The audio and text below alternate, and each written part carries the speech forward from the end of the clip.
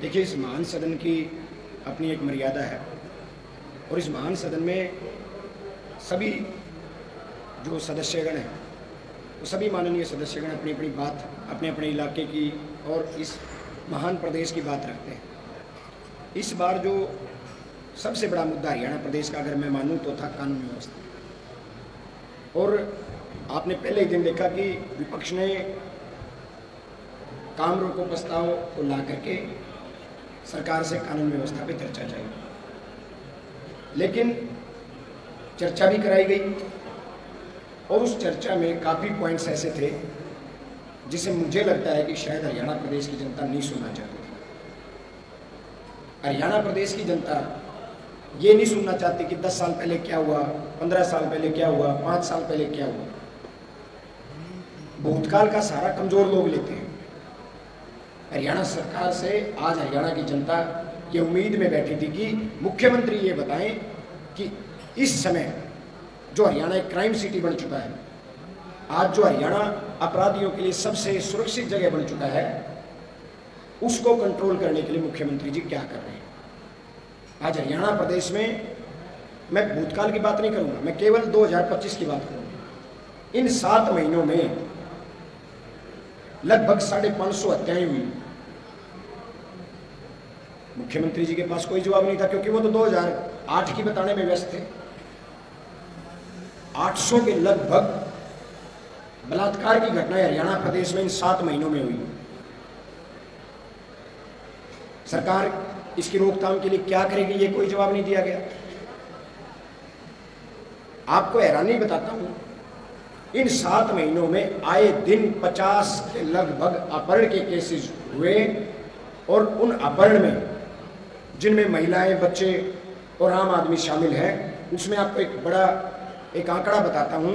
बच्चों के मामले में आज तक का सबसे लोवेस्ट जो रिकॉर्ड है वो दर्ज किया गया कि 100% में से मात्र 41% बच्चों की बरामदगी हुई है। यानी 59% बच्चे ना पुलिस को पता, ना सरकार को पता कि कहाँ गए, उनके साथ मानव तस्करी हुई या उनके साथ क्या हुआ, वो भगवान भरोसे छोड़ दिया है।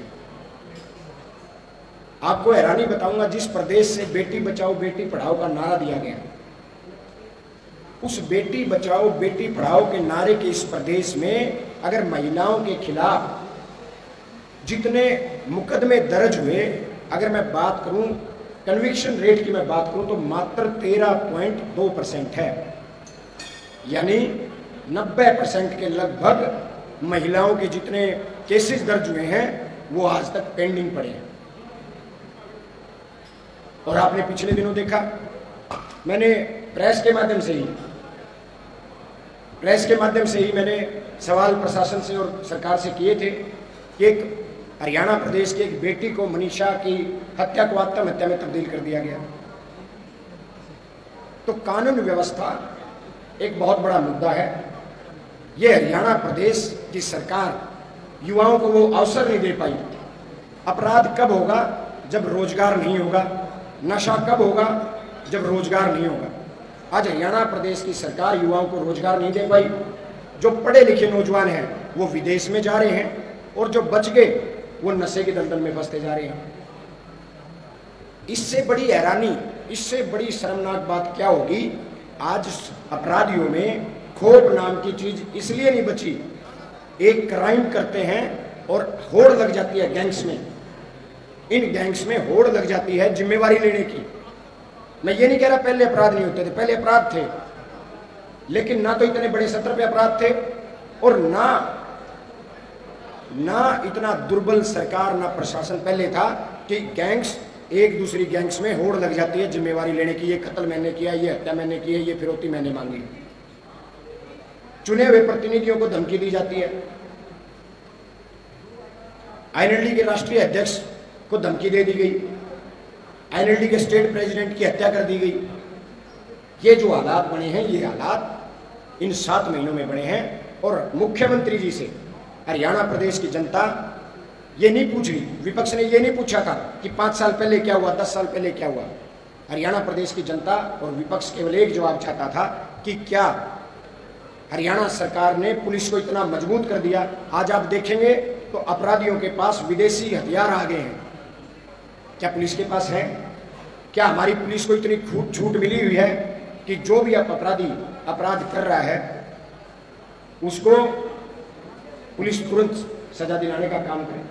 तो बहुत सारे कानून व्यवस्था पे सवाल विपक्ष ने किए, बहुत सारे सभी मुद्दे रखे विपक्ष ने सदन में, लेकिन सरकार जवाब देने से भागती रही।